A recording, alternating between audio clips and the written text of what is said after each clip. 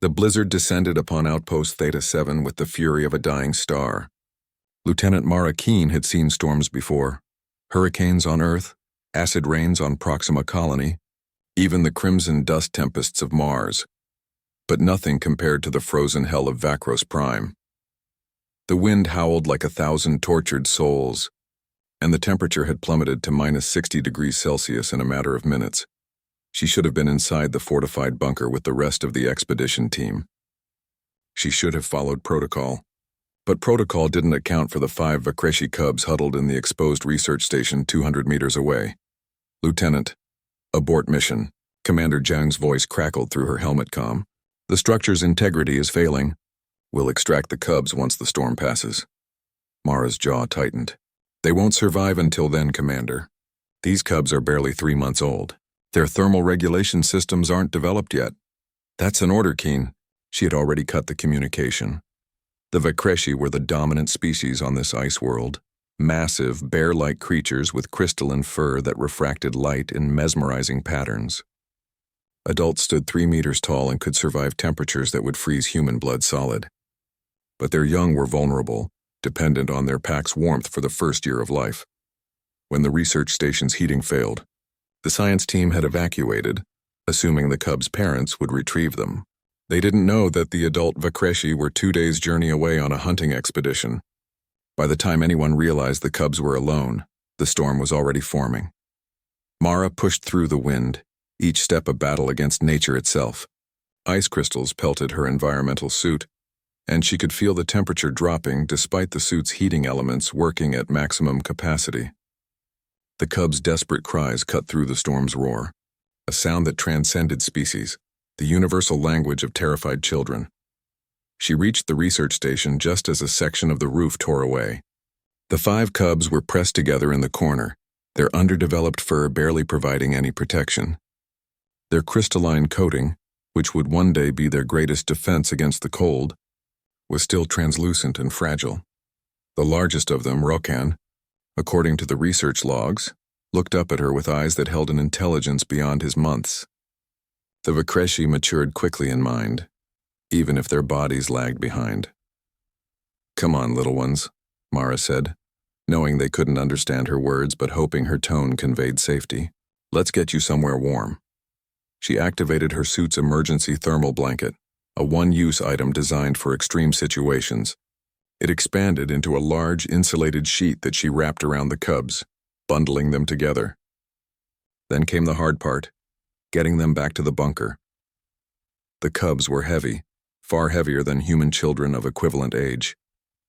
Together they weighed nearly 200 kilograms.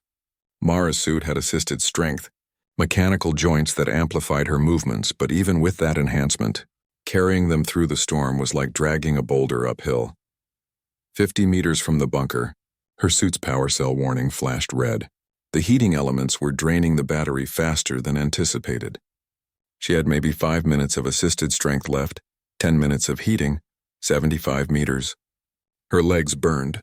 The cubs whimpered, pressing closer together in their blanket cocoon. 100 meters. The wind knocked her sideways and she fell hard, the cubs tumbling with her. Pain lanced through her shoulder, but she forced herself up. Rokan's eyes met hers again and she saw something there. Understanding, perhaps, or determination. 150 meters. Her suit's heating elements began cycling down. Cold seeped in, first at her extremities, then deeper. Her fingers were going numb. 175 meters. She could see the bunker's lights through the whiteout conditions. So close. The suit's power cell died.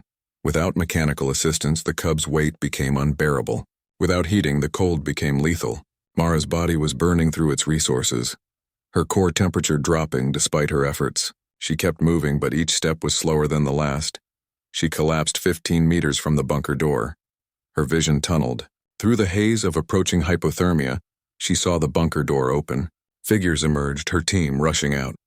But they were moving in slow motion, and she knew they wouldn't reach her in time. The cold was too aggressive, her body too compromised. Then she felt something pulling at her arm. Rokan had freed himself from the thermal blanket. The cub, who should have been too weak and too scared to move, was dragging her through the snow. His crystalline fur was already frosting over, his small body shaking violently, but he didn't stop. The other 4 cubs emerged from the blanket, joining him. They surrounded her, their bodies pressing against her despite the cold, despite their own vulnerability.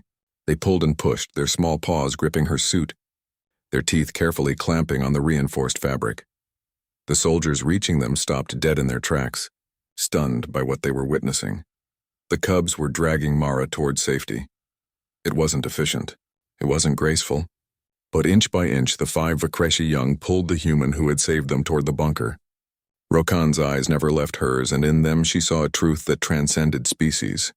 You saved us. Now we save you. Commander Zhang and the others finally broke from their shock, rushing forward to help. They lifted Mara and the cubs, carrying them all into the bunker's warmth. As the medical team worked on Mara's hypothermia, the cubs refused to leave her side. They curled around her, sharing their warmth even as they recovered from their own ordeal. Rokan positioned himself closest to her head, one paw resting gently on her shoulder. Dr. Sarah Chen, the xenobiologist, watched with tears in her eyes. The adult Vakreshi will hear about this, she whispered. What the cubs did, what Lieutenant Keen did. Commander Zhang nodded slowly. Humanity's first act on Vakros Prime. A soldier risking everything for children of another species. And those children risking themselves in return. He looked at Mara, now stable and sleeping, surrounded by the cubs she'd saved. Maybe that's the kind of first impression we should be making in this galaxy. 3 days later, when the cubs' parents arrived, the story had already spread across the colony. The massive Vakreshi adults approached the bunker with trepidation, expecting tragedy. Instead, they found their children alive, healthy and curled protectively around a recovering human soldier.